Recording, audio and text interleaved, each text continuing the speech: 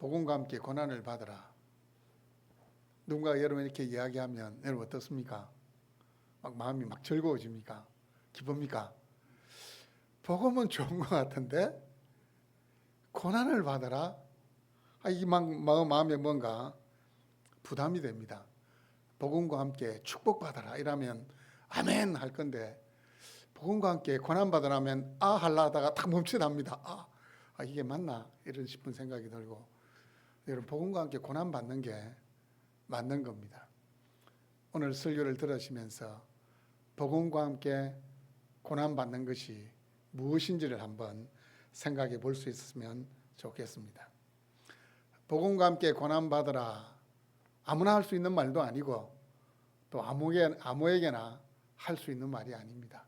하지만 사도 바울은 복음과 함께 고난 받으라 이렇게 말할 수 있는 분입니다. 복음과 함께 고난을 받으라. 8절 말씀해 보시면 주를 위하여 갇힌 자 된 나 이렇게 이야기하는데 무슨 말입니까? 바울이 지금 어디 있습니까? 로마 감옥에 두 번째로 이제 투옥이 된 겁니다. 첫 번째로 로마 감옥에 갇혔을 때는 2년 동안 갇혔는데 사도행전을 보면 새 집이다 이렇게 표현해 가지고 찾아오는 사람들 만나고 이렇게 일정한 이 자유가 주어진 갇힘이었습니다.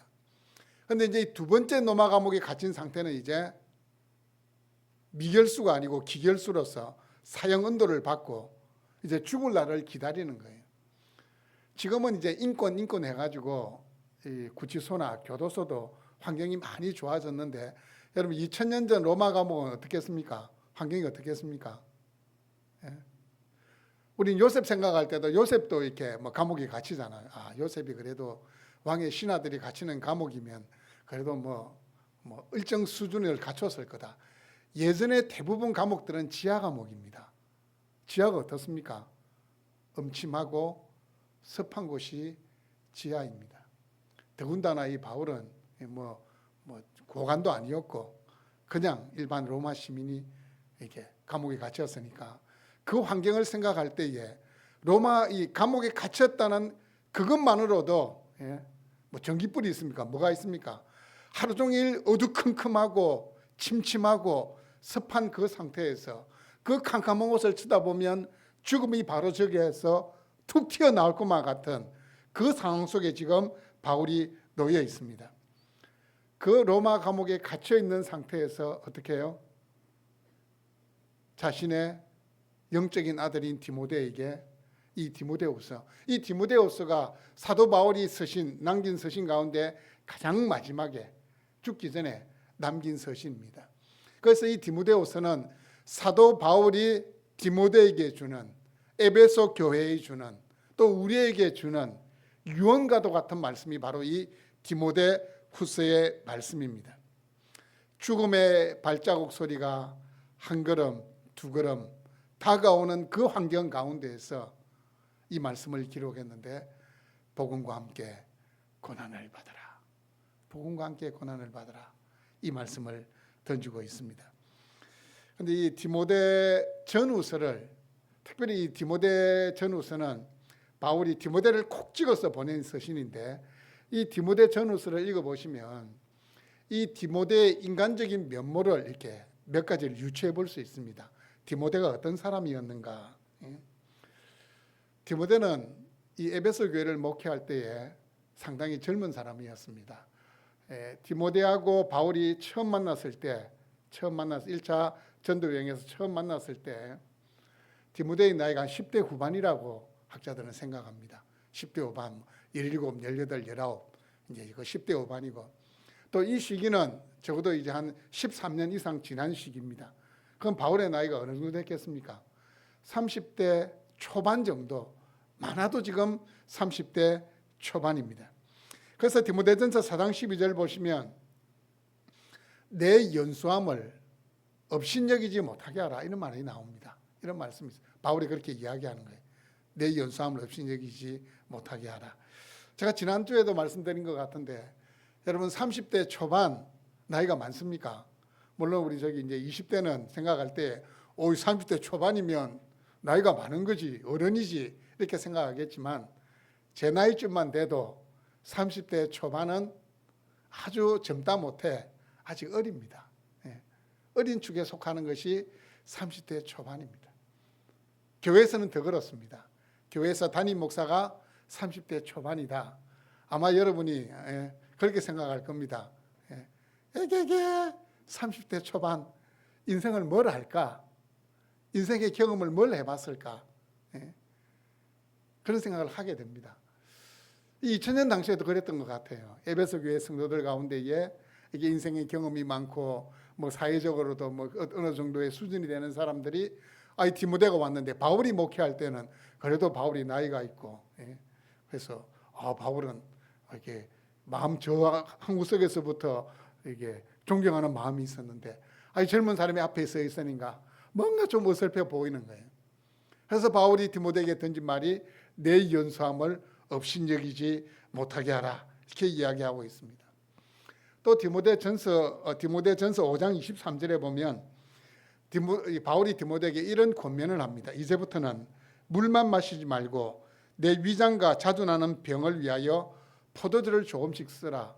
뭐 이게 민간요법, 위장병을 위한 민간요법인 것 같은데 맞는지 틀린지는 모르겠습니다. 여러분 혹시 집에서 이렇게 포도주나 아니면 알코올 들어간 거 마시면서 성경을 이렇게 인용해가지고 나도 이게 뭐 치료하기 위해서 마신다 그렇게 하면 안 됩니다. 어쨌든 디모데가 병약한 모습이 있었던 것 같아요. 위장병도 있고 또 여러 가지 뭐 불면증도 있었던 것 같아요. 불면증. 뭐 때문에 그렇게 했습니까? 에베소 교회를 목회하면서 스트레스를 받으니까 위장병이 오고 불면증이 오는 겁니다. 저도 이 젊은 시절에 이게 신경성 위장병이 있었거든요. 신경을 많이 쓰고 스트레스를 받으니까 위장병이 있어가지고 제가 30대 초반에 그때 한 4월 달이었는데 한 달 동안 소화가 너무 안 되는 겁니다. 소화가 너무 안 돼. 위암인가 건강염려증이 빠져가지고 내가 위암에 걸린 건가. 그래서 동네 내과 의원을 찾아가서 제가 이렇게 내시경을 처음으로 한번 했습니다. 내시경 하니까 우리 의사 선생님이 다른 건 이상이 없고 보니까 신경성 위염이 조금 있는 것 같다. 그 말 듣고 나서 어떻게 됐겠습니까? 점심 때부터 소화 잘 됐습니다. 이제 신경을 쓰다 보니까 이렇게 되는 건데 이 디모데도 아마 이제 신경을 쓰고 스트레스를 받다 보니까 위장병이나 아니면 이런 불면증들이 조금 있었던 것 같습니다. 또 말씀해 보면 오늘 이 말씀에서 7절에서 하나님이 우리에게 주신 것은 두려워하는 마음이 아니다. 이 디모데에게 주시는 거거든요. 하나님이 우리에게 준 건 두려워하는 마음이 아니다. 이 말씀을 주시는 것으로 볼 때 이 디모데의 성격이 아주 좀 소심한 성격이었을 거다. 내성적인 성격이었을 거다. 그렇게 유추해 볼 수 있습니다. 천성적으로 부끄러움을 잘 탔던 사람이다. 그렇게 생각이 됩니다. 여러분 지금 제 모습을 보면 믿어지지 않겠지만 저도 중학교 때까지만 하더라도 사람들 앞에 서서 어떤 말을 하면 얼굴이 빨개졌어요. 딱 사람들 앞에 서기만 서면 얼굴이 빨개졌어요. 얼굴이 빨개졌어요. 초등학교 때 이제 이게 반장 선거하면 보통 이렇게 앞에 서서 이제 자기 소견을 이렇게 발표하잖아요. 얼굴이 빨개져가 이게 무슨 말을 해야 될지 얼굴이 콩나물처럼 됐는데 제가 이게 사회가 하고 나서 이게 성격 성향이 많이 바뀐 것 같아요.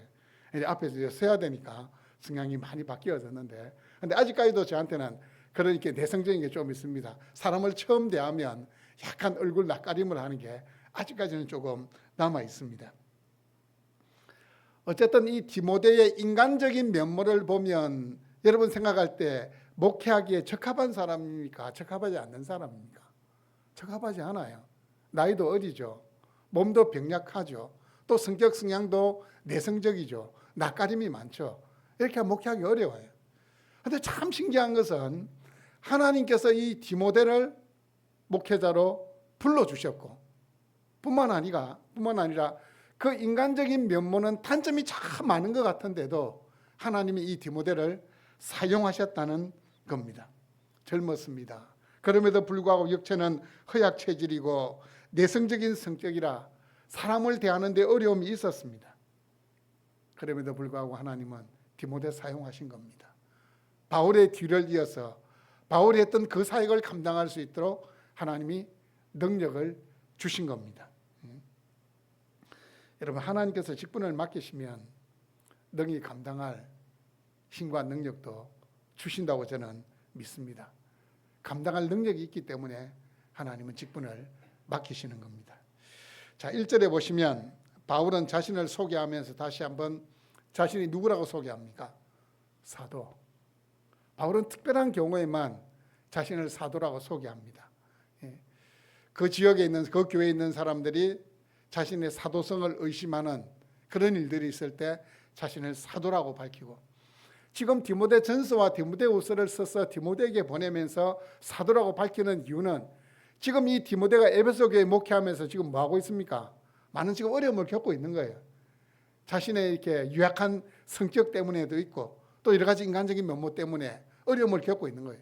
그래서 사도 바울이 내가 사도다라고 밝히는 것은 너도 동일하게 하나님께서 너를 에베소 교회로 보낸 거다. 그 사실을, 그 정체성을 일깨우기 위해서 사도라고 밝히고 있습니다.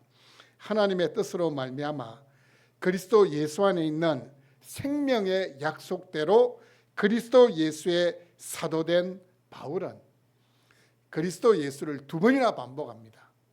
주님이 보냈다는 겁니다. 주님이 보냈다는 겁니다. 근데 여기 보면 이게 좀 우리가 처음 보는 표현이 나오는데 생명의 약속 이렇게 이야기합니다. 생명의 약속대로. 여러분, 생명의 약속이 뭘까요? 생명의 약속. 생명의 약속을 다른 말로 하면 복음이라는 말로 바꿀 수 있습니다. 복음이 왜 생명의 약속입니까? 복음은 듣고 믿는 자에게 뭘 주시기 때문에? 생명을 주시기 때문에. 요한복음 3장 16절 말씀을 보시면 하나님이 세상을 이처럼 사랑하사 독생자를 주셨으니 이는 그를 믿는 자마다 멸망하지 않고 어떻게 된다고요? 영생을 얻게 하려 하십니다. 복음을 믿는 자에게 영생, 영원한 생명 주신다는 겁니다. 요한일서 5장 12절 말씀을 보시면 아들이 있는 자에게 생명이 있다 이렇게 이야기합니다. 아들이 있는 자에게, 그리스도 예수를 믿는 자에게 생명이 있다라고 말합니다. 여러분, 바울이 접하고 있는 현재 상황은 죽음이 점점점 다가오는 상황인데 그 바울이 자신의 입에서 지금 뭐라고 이야기하고 있습니까? 생명의 약속이다. 생명을 이야기하고 있습니다. 자신의 육신은 지금 죽음을 향하고 가고 있지만 하나님이 이미 자신에게 영원한 생명을 주셨다는 그 확신이 있기 때문에 생명을 말하고 있는 겁니다. 복음이 주는 생명은 일시적인 것이 아닙니다. 영원한 생명입니다. 그 영원한 생명을 전하는 자로 부름받았다는 사실을 강조하고 있습니다. 이것은 디모데에게 격려가 되고 도전이 됩니다. 왜냐하면 에베소 교회를 목회하는 것 그 자체가 생명을 전하는 거고 생명을 살리는 것이기 때문입니다. 여러분, 요즘 청년들 이렇게 목사가 되려고 하는 사람 많이 없습니다. 제가 이 신학교 지나갈 때만 하더라도 그때 한 30년 전 아닙니까? 30년 전만 하더라도 많았어요. 정원보다 더 많아가지고 떨어지는 사람들이 많았습니다. 그래서 재수하는 사람들도 많았어요. 목사가 되려고.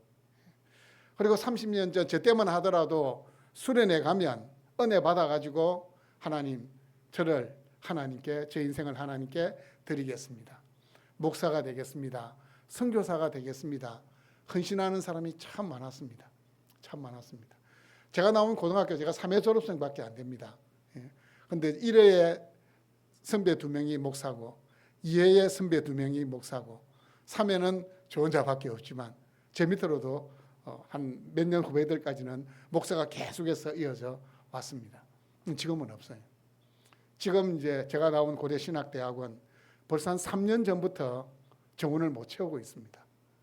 목사가 되려고 하는 사람이 없는 거예요. 정말 이게 가슴 아픈 일인데, 정말 이 목회라는 건 생명을 전하는 거고 생명을 살리는 일인데 참 이 고귀한 일이 외면받고 있다는 것에 대해서 우리가 심각하게 생각하고 여러분 기도해야 돼. 기도해야 돼. 하나님, 이 고귀한 일을 위해서 헌신하는 젊은이들이 30년 전처럼 많이 일어날 수 있게 해달라고 기도를 해야 됩니다. 아마 30년 지나면 시골 교회들에 교역자가 없는, 목회자가 없는 교회들이 많이 나올 겁니다. 이제 많이 나올 거예요. 심각하게 생각하고 이를 위해서도 우리가 기도해야 됩니다. 사도 바울은 자신이 사도됨을 통해서 디모데가 감당하는 그 사역이 얼마나 고귀한 사역인지를 일깨워 주고 있습니다. 여러분, 교회 안에 있는 모든 직분 다 고귀한 직분이지만 제가 목사라서 그런 게 아니고 저는 목사의 직분이 가장 고귀한 직분이요, 사명이라고 생각합니다. 제 아들이 2명 있는데 아들에게 제가 한번 물어봤습니다. 목사가 되려느냐? 큰아들 목사가 되려느냐? 아니요. 둘째 아들 목사가 되려느냐 물었더니 아니라고 이야기하더라고요. 저도 뭐 제 바람대로 시킬 마음은 전혀 없어요. 하나님께서 우리 아들 중에 그 누군가를 당신의 종으로 선택했다면 분명히 헌신하게 만들 겁니다. 헌신하게. 제 생각은 2명 중에 1명은 될 것 같아요. 그 느낌이 있습니다. 2명 중은 1명은 아마 목회하지 않을까, 그 생각이 있습니다. 복음과 함께 고난을 받으라. 이 말은 복음 때문에 고난받게 된다는 의미입니다. 복음과 함께 고난을 받으라는 것은 복음 때문에 고난받게 된다는 의미입니다. 다시 말하면 내가 복음과 관련이 없으면 고난받지 않는 거고, 내가 복음 위에 살면 고난받는다는 의미가 되는 겁니다. 여러분, 하나님의 백성의 삶은 고난을 자초하는 삶입니다. 여러분, 진짜 똑바로 생각해야 됩니다. 진짜 하나님 백성답게 살아가는 것은 세상에서 고난당하는 길을 선택하는 겁니다. 왜냐하면 넓은 길, 편한 길 놔두고 우리는 좁은 길, 힘든 길을 선택하기 때문에. 왜 그런 줄 아십니까? 이 세상의 가치관과 이 시대의 정신은 성경하고 맞지 않아요.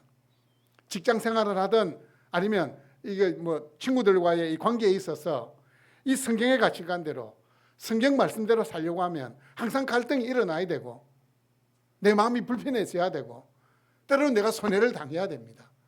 그게 정상이라니까요. 세상이 말하는 가치관하고 이 시대가 지금 원하는 시대 정신은 성경하고 정반대로 가고 있습니다. 정반대로 가고 있습니다. 사도행전 14장 22절 말씀을 보시면 우리가 하나님의 나라에 들어가려면 무엇을 겪는다고요? 환난을 겪어야 하리니. 이게 정답입니다. 우리가 하나님의 백성으로 이 땅에서 제대로 살아가려면 환난을 당해야 돼요. 마음이 불편해야 돼요. 고민이 많아야 돼요. 그게 하나님답게, 하나님 백성답게 살아가는 겁니다. 성도들에게 있어서 고난은 우리 주님께로 가는 필수 관문입니다. 요한복음 15장 19절에서 주님은 우리가 세상에서 고난 당할 수밖에 없는 이유를 이렇게 설명하십니다. 너희가 세상에 속한 자가 아니요. 너희는 세상에 속한 자가 아니요. 도리어 내가 너희를 세상에서 택하였기 때문에 어떻게 해요? 세상이 너희를 미워하느니라. 무슨 말인지 아시겠습니까?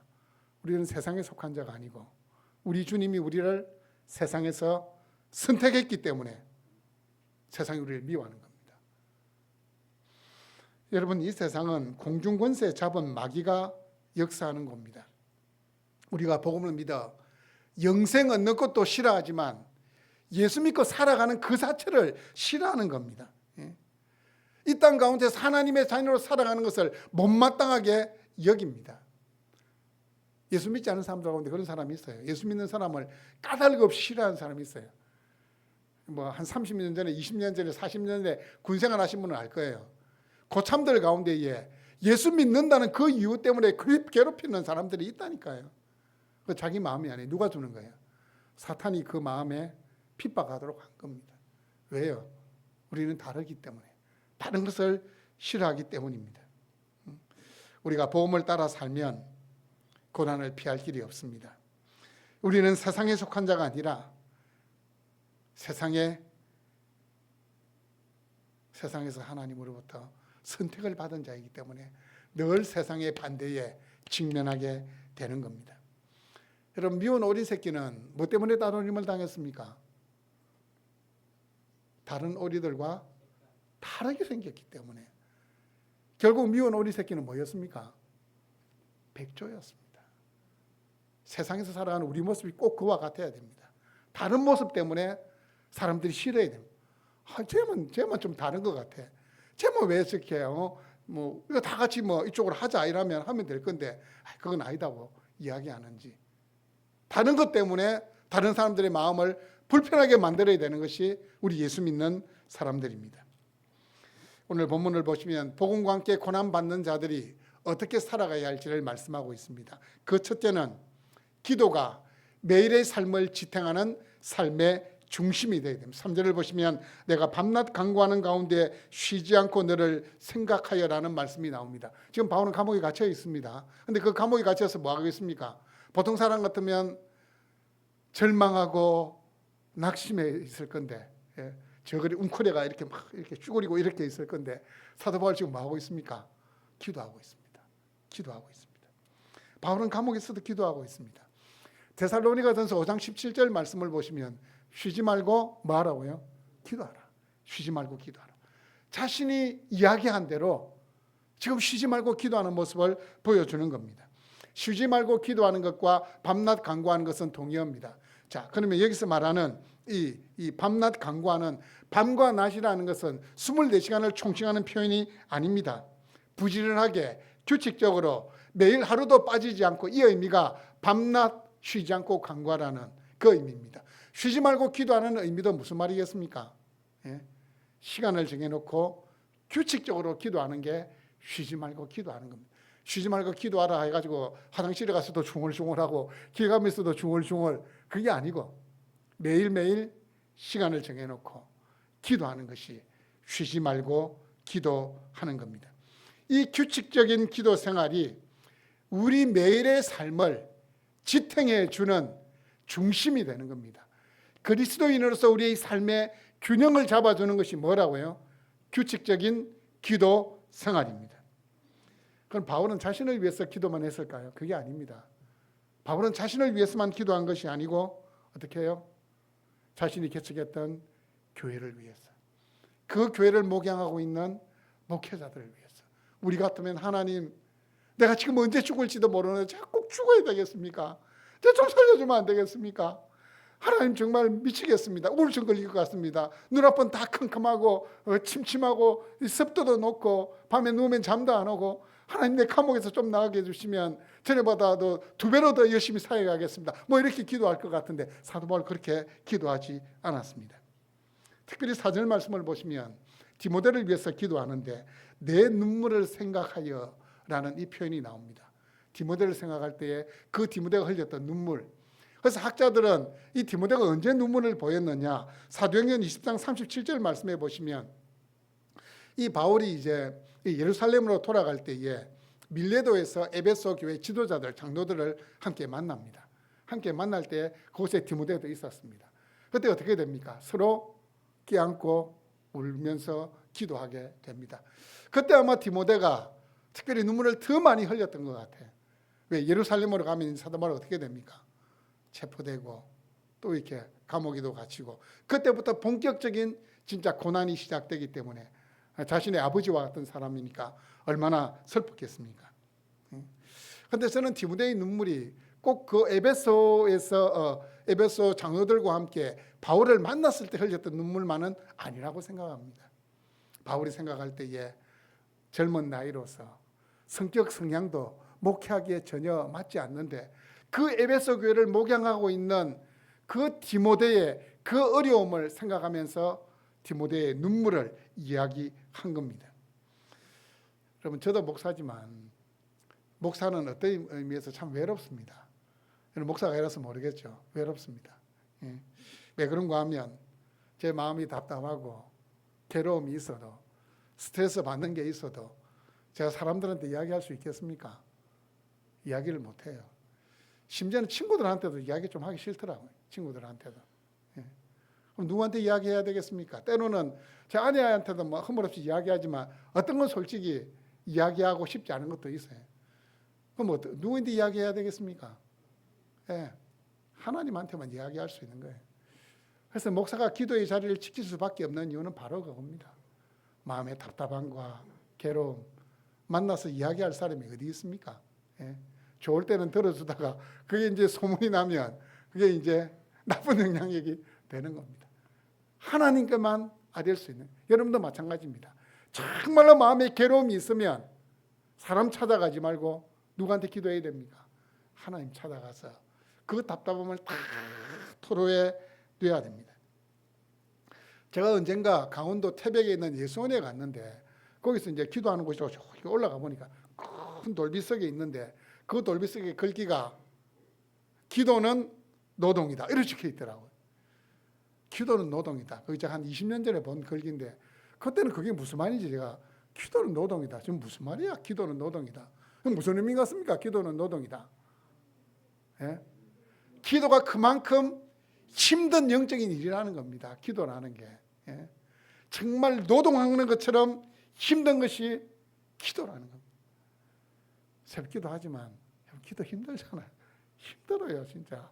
어떤 날은 진짜 나오기 싫어요. 저도 자고 싶다는 생각이 있습니다. 근데 목사니까 나와야죠. 예. 뿐만 아니고 기도의 자리에 앉아 있어도 어떤 날은 정말 이 기도가 이게 안 되고 기도가 힘든 순간들이 있어요. 예. 정말 억지로 먹고 살기 위해서 일을 하는 것처럼 예. 그렇게 사상결단하고 해야 되는 것이 기도입니다. 기도. 여러분, 기도가 여러분의 삶의 중심이 되면 복음과 함께 고난받는 것이 뭔지를 압니다. 뿐만 아니고 복음과 함께 고난받는 것이 이게 힘든 것이 아니구나. 그리스도인이라면 이렇게 살아야 되는구나. 오히려 고난받는 것이 감사가 되고 기쁨이 될 줄로 믿습니다. 두 번째, 거짓 없는 믿음으로 세상과 당당하게 맞서야 됩니다. 여러분, 거짓이 없다는 것은 꾸밈이 없는 거고 가식이 없는 겁니다. 이거는 연극에서 주로 사용되는 겁니다. 여러분, 연극에서 배우들이 이렇게 막 이렇게 연기를 하잖아요. 그럼 그 배우의 진짜 모습입니까? 악역을 한다고 해서 그 배우가 진짜 악한 사람입니까? 아니에요. 진짜 천사 같은 이 배역을 맡아서 연기한다고 해도 그 무대 밑에 내려오면 그 사람이 천사 같은 사람이 아닐 수도 있습니다. 신앙도 마찬가지입니다. 이 감정적인 사람들은 이게 찬송을 부르거나 뭐 할 때 막 쉽게 감동해가지고 막 눈물을 막 흘려요. 그럼 우리가 볼 때 저 사람 진짜 신앙 좋은 사람인 것 같다 이렇게 생각이 돼요. 예. 아니면 이렇게 몸에 이렇게 친절이 비어 있는 사람 있잖아요. 예 집사님 막 친절이 비어 있는 사람들은 보면 그 겸손이 이렇게 막 묻어나니까 저 사람 진짜 신앙이 좋은 사람 같다 그렇게 생각되잖아요. 그렇지 않을 수도 있다는 겁니다. 그럴 수도 있지만 그렇지 않을 수도 있다는 겁니다. 거짓이 있는 믿음이 있을 수 있다는 겁니다. 자신을 포장하고 꾸미는 믿음이 있을 수 있다는 겁니다. 여러분, 거짓은 누구에게 속한 겁니까? 마귀에게 속한 겁니다. 성경은 마귀를 거짓의 압이라고 이야기합니다. 거짓 없는 믿음은 이 세상을 살아가는 데 불리합니다. 정직한 것, 거짓 없는 믿음, 깨끗한 것은 불리해요. 왜 그런 줄 아십니까? 적당히 타협하고 눈을 감아줘야 되는데 그렇지 못하기 때문입니다. 때로는 외면해 주는 것이, 모른 체 하는 것이 지혜로운 건데 거짓이 없는 믿음을 소유하면 그렇게 하지를 못하거든요. 여러분, 이 거짓 믿음은 하나님보다 세상을 더 사랑함에도 불구하고 어떻게 해요? 자신을 살짝 보장하는 것이 거짓 믿음입니다. 이 거짓 믿음은 드러나게 되어 있습니다. 언젠가는 드러나게 되어 있습니다. 때가 되면 실체를 드러냅니다. 디모데후서를 보면 바울을 버리고 떠나갔던 사람의 이름을 언급하는데 부겔로, 헤모게네, 그리고 데마 이렇게 세 사람을 대표적으로 언급을 합니다. 이 사람들 처음에는 사도 바울을 이렇게 잘 도왔을 거 아닙니까? 정말로 그 사에게 열심을 냈을 것 아닙니까? 그런데 결국은 어떻게 해요? 사도 바울이 어려움에 처하자 버리고 떠나간 겁니다. 그런데 바울이 생각할 때에 그 에베소 교회가 어렵고 힘듦에도 불구하고 끝까지 사명이라 생각하고 목회하고 있는 이 디모데가 가진 믿음은 어떤 믿음요? 거짓 없는 믿음. 어렵고 힘들 때 떠나갔던 그 사람들과 비교할 때에 거짓 없는 믿음이었기 때문에 거짓없는 믿음 이렇게 이야기를 하고 있습니다. 여러분 거짓없는 믿음이 무엇이라 생각합니까? 제가 한번 가만히 한번 생각해 봤어요. 거짓없는 믿음이 무엇일까? 한 세 가지 정도 속성을 이야기할 수 있을 것 같습니다. 하나는 지속성입니다. 지속성. 이게 무슨 말입니까? 예? 거짓없는 믿음이 되기 위해서는 그 믿음이 한결같아야 돼. 한결같아야 돼. 3월 말 4월 달이 되면 이 벚꽃이 활짝 피잖아요. 벚꽃 진짜 아름답잖아요. 근데 벚꽃 얼마나 갑니까? 길어야 2주입니다. 2주. 길어야 2주입니다. 근데 여러분 저 무궁화꽃 핀 거 봤죠? 무궁화꽃은 아름답습니까? 아름답지 않습니까? 그렇게 별로 아름답지를 않아요. 근데 무궁화꽃 노래 있잖아요. 예. 피고 지고 또 피어 무궁화라네. 예. 그래서 이름이 뜻이 무궁이라는 것이 꽃이 이렇게 오래 간다. 무궁화는 철을 지났어도 철을 넘겼어도 피어 있어요. 예. 믿음이라는 것은 어떻게 보면 벚꽃이 아니고 뭐가 돼야 돼? 꽃으로 이야기하면 무궁화꽃이 돼야 되는 거예요. 한결같음을 지속적으로 보여줄 수 있어야 됩니다. 그래서 믿음은 100m를 달려가는 단거리 경주가 아니고 42.19km를 달려가는 마라톤이 바로 믿음입니다. 또 하나는 정직성입니다. 정직성. 여러분 정직한 사람은 사람의 눈을 의식할까요? 안 할까요? 사람의 눈을 의식하지 않습니다. 그럼 누구의 눈을 의식합니까? 하나님의 눈을 의식합니다. 눈에 보이는 사람을 두려워하는 것이 아니라 눈에 보이지 않는 하나님을 두려워하는 것. 그게 거짓없는 믿음입니다. 거짓없는 믿음에는 그 정직성이 있어야 되는 겁니다. 제가 졸업했던 고신대학과 고려신학대학원에 그걸 뭐라 합니까? 학훈이라 합니까? 뭐라 합니까? 예. 교훈이 코람대오입니다. 코람대오. 코람은 누구 앞에서, 대오는 하나님입니다. 하나님 앞에서. 거짓없는 믿음은 항상 하나님 앞에서 살아가는 겁니다. 또 하나는 말씀에 대한 순종입니다. 여러분의 믿음의 기준은 뭐가 되어야 됩니까? 불변하는 진리인 말씀이 되어야 됩니다. 그래야 이게 좌로나 우로나 치우치지 않아요. 오늘하고 내일하고 달라지지 않는 겁니다. 불변하는 진리인 이 말씀을 나의 기준으로 삼을 때에, 그 말씀에 내가 순종할 때에 그 믿음은 거짓없는 믿음이 되는 겁니다.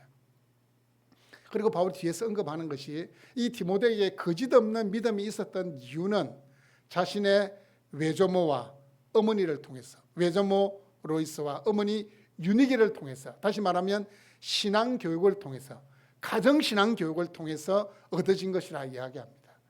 여러분 과거에는 우리가 잘못 생각했어요. 우리는 신앙교육은, 주일학교 아이들은 신앙교육은 교회에서 한다고 생각했는데, 여러분 아이들이 고작 교회에서 있는 시간은 일주일에 1시간입니다. 30년 전만 하더라도 아이들도 주일 오후 예배가 있었고 수요 기도가 됐었지만 지금 그거 전혀 없습니다. 주일날 딱 1시간 가 있는데 그게 뭔 제대로 된 신앙교육이 되겠습니까? 신앙교육은 교회와 가정이 함께 가야 됩니다. 비중을 따지면 가정이 더 높은 겁니다. 가정이 더 높은 겁니다. 경건한 가정에서 경건한 자녀가 나옵니다. 믿음의 집안에서 믿음의 자녀가 나오게 되어 있습니다. 그리고 제가 이렇게 쭉 신앙생활로 생각해 보니까 이 신앙은 엄마 신앙이 중요하더라고요. 자녀들이 보통 엄마 신앙을 본받습니다. 어머니 신앙. 아버지 신앙이 좀 그렇고 그래도 어머니가 신앙이 좋으면 자녀들도 다 신앙이 좋을 확률이 높더라고요. 불경건하고 음란한 세대에 거룩하고 경건한 어머니들이 많이 나올 수 있도록 여러분 기도해 주시기를 바랍니다. 복음과 함께 고난받는 삶, 그 삶을 지탱하는 것은 거짓없는 믿음입니다. 이 거짓없는 믿음을 자녀들에게 유산으로 물려줄 수 있기를 바랍니다. 마지막 한 가지는 두려움을 떨쳐버려야 됩니다. 복음과 함께 고난받기 위해서는 두려움을 떨쳐버려야 됩니다. 여러분 아담과 하와가 범죄했을 때에 그 마음에 뭐가 생겼습니까? 두려움이 생겼습니다. 창세기 3장 10절에 보면 두려워서 숨었다라고 이야기하고 있거든요. 그 전까지는 두려움이 없었어요. 그럼 두려움은 뭡니까? 두려움은 누가 주는 겁니까? 하나님 주시는 게 아닙니다. 하나님과의 관계가 멀어지게 되면 두려움이 생기는 겁니다. 어느 날 세상이 너무 두렵게 느껴진다. 이 사람을 만나는 것이 내가 싫어진다. 하나님과의 관계를 점검해 봐야 됩니다. 하나님과의 관계가 소원해지면 우리 마음에 두려움이 생기는 겁니다. 두려움은 하나님이 주시는 것이 아니고 사탄이 주는 겁니다. 세상을 두려워하고 사람을 두려워하는 것은 하나님이 주시는 마음이 아닙니다. 우리가 두려워야 할 대상을 딱 한 분입니다. 누굽니까? 하나님. 하나님은 사랑의 대상이자 두려움의 대상입니다. 민수기 13장을 보시면 가나안 땅을 이 정탐했던 12정탐꾼 가운데에 10정탐꾼의 마음에 뭐가 있었습니까? 두려움이 있었습니다. 두려움. 그럼 어떻게 됩니까? 우리가 그 땅 주민을 보는 순간 우리는 뭐 같다고요? 메뚜기 같다. 메뚜기 같다. 왜냐하면 아낙 자손들이 막 키가 2m가 넘는 이 거인족이었던 것 같아요. 자신들의 마음에 믿음이 없으니까 사람을 두려워하는 마음이 훅 하고 들어와 버리는 겁니다. 여러분 옛날 과거에 지금도 마찬가지입니다. 여러분 전쟁할 때에 군인들에게 있어서 제일 경계해야 될 게 뭘까요? 두려움입니다. 두려움. 그래서 신명기 10장 8절의 말씀해 보시면 이 전쟁에서 돌려보내야 돼. 뭐 결혼한 지 1년 안 된 사람 돌려보내라. 집 사고 뭐 그 집에 살아보지 못한 자 돌려보내라. 이렇게 하면서 제일 마지막에 뭐냐 하면 두려워서 마음이 허약한 자가 있느냐? 그는 집으로 돌아갈지니 그 형제들의 마음도 그 마음과 같이 낙심될까 하노라. 그 전쟁이 무섭다고 느끼고 덜덜덜덜 떠는 사람들은 집으로 돌려보내라 그랬어요. 왜냐하면 그 두려운 마음은 전념이 되기 때문입니다. 여러분 디모데가 목회하던 에베소는 어떤 도시라 그랬습니까? 우상의 도시입니다. 거대한 아데미 신전이 세워져 있고 우상들이 드글드글하는 도시가 바로 이 에베소라는 도시이고 또 이때만 하더라도 황제가 신이었기 때문에 황제를 숭배해야 됐습니다. 유일신 하나님을 믿는다는 그 자체가 에베소라는 도시에는 맞지 않는 겁니다. 에베소를 떠나가야 돼요. 에베소를 떠나가야 되는데 여러분 마치 우리나라가 일제강점기 때 뭐 했습니까? 신사참배, 동방요배라 해가지고 신사참배를 했습니다. 여러분 신사참배. 저도 가끔씩은 생각해 봅니다. 제가 일제강점기의 목사였다면 나도 우리 고신교단을 세웠던 우리 신앙의 선배 목사님들처럼 꿋꿋하게 신앙의 지조를 지킬 수 있었을까? 제 힘으로는 안 돼요. 하나님 의지해야 돼요. 하나님 믿음 달라고. 하나님 용기를 달라고. 죽음 앞에서도 굴복하지 않는 믿음을 달라고. 하나님 의지하면 됩니다. 그럼 이 신사참배에서 한국에 있는 대부분의 목사들, 성도들 다 신사패스를 했습니다. 신사패스를 하지 않는 목사와 성도들은 소수에 불과했습니다. 안 하면 감옥에 가니까. 그냥 이거는 국기에 대한 의뢰와 마찬가지다라고 스스로에게 막 변명하면서 신사 앞에 절을 한 겁니다. 여러분 교회가 세상으로 또 핍박을 당하면 가장 힘든 사람이 누구겠습니까? 목사가 제일 힘들어요. 여러분 6.25 전쟁 때 이 공산당들이 교회에서 누굴 죽이려고 했습니까? 목사들을 죽이려고 했어요. 왜냐하면 여러분 공산주의하고 사회주의하고 우리 기독교는 진짜 안 맞습니다. 극과 극이에요. 그것 때문에 그렇습니다. 사회주의는 철저하게 인본주의입니다. 유물론 인본주의입니다. 우리는 아니잖아요. 우리는 신본주의잖아요. 그것 때문에 그렇습니다. 이 에베소 교회가 지금 힘들어지고 있으면 제일 마음이 힘든 사람이 누구겠습니까? 디모데예요. 근데 디모데는 성격 성향상 뭐라 그랬습니까? 아주 좀 소심한 사람이에요. 얼마나 두려웠겠습니까? 나이도 30대 초반인데 나이가 한 60이나 70대면 뭐 내 이제 죽을 때 다 됐으니까 막 됐다 막 내가 마음대로 해라 이런 담대함이 생길 수도 있겠지만 나이 30대 초반입니다. 얼마나 이렇게 두려운 마음이 있었겠습니까? 두려움의 영이 어쩌면 에베소 교회 전체를 뒤덮고 있는 상황입니다. 그때 바울이 선언합니다. 하나님이 우리에게 주신 것은 두려워하는 마음이 아니요. 두려워하는 마음이 아니요라고 선언합니다. 여러분 우리가 살아가는 시대를 불확실성의 시대라 이렇게 이야기합니다. 왜 불확실성의 시대냐? 미래를 알 수 없으니까. 요즘은 직장을 들어가더라도 우리는 평생 직장이라 생각하지 않습니다. 30년, 40년 전만 하더라도 내 직장에 들어가면 내 평생 직장이라 생각했지만 요즘은 그렇게 생각하지 않아요. 당장 3년 뒤에 무슨 일이 일어날지, 어떤 직업이 없어지고 새로운 직업이 생길지 모르기 때문입니다. 그렇게 미래가 불확실하기 때문에 많은 사람은 두려움을 가집니다. 내가 결혼을 해야 되는 건가? 내가 직장을 들어갈 때 어떤 직장을 들어가야 될 것인가? 아이고 요즘은 또 이게 환경 때문에 이 건강이 이 암이 참 많다는데 아니면 이게 여러 가지 뭐 정신적인 이 스트레스를 받아가지고 이 멘탈의 문제가 많이 생각나는데 나도 그 병에 걸리는 것이 아닌가? 이 두려움에 사로잡힙니다. 여러분 그것 때문에 두려움에 사로잡힌다면 예수님 믿는 우리하고 예수님 안 믿는 세상 사람들하고 다를 게 있습니까? 없습니까? 다를 게 없는 거예요.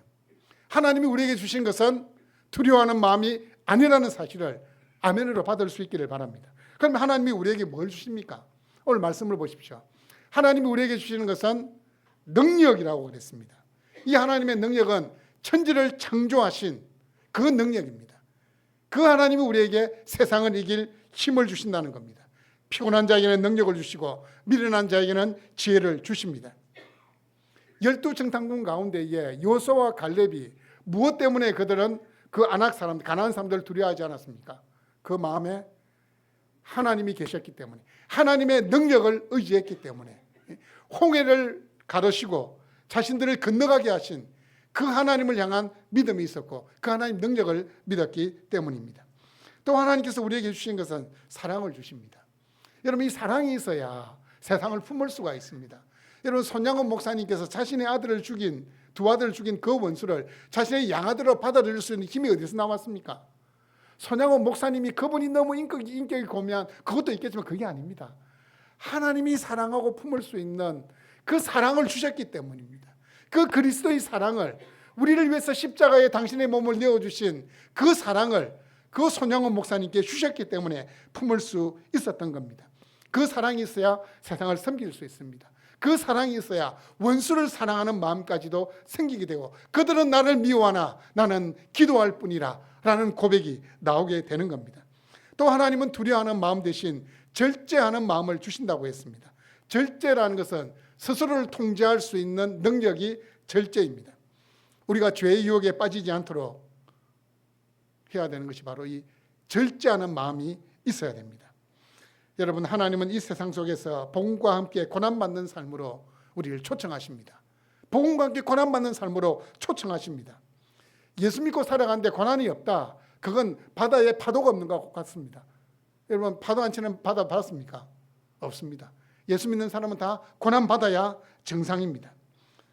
세속적인 가치관, 시대적인 정신을 거슬러 살아가는 삶이기 때문입니다. 하지만 두려워하지 마십시오. 고난과 함께, 복음과 함께 고난받는 성도들을 위하여 하나님이 뭘 주십니까? 능력을 주십니다. 품을 수 있는 사랑을 주십니다. 죄의 유혹에 떠내려가지 않도록 절제하는 마음을 우리에게 주십니다. 그리고 여러분, 기도가 여러분의 삶을 지탱할 수 있게 주십시오. 거짓없는 믿음으로 당당하게 맞서십시오. 하나님이 우리에게 주신 것은 두려워하는 마음이 아니라는 사실을 기억하십시오. 복음과 함께 받는 고난은 고난이 아니라 영광이 될 줄로 믿습니다.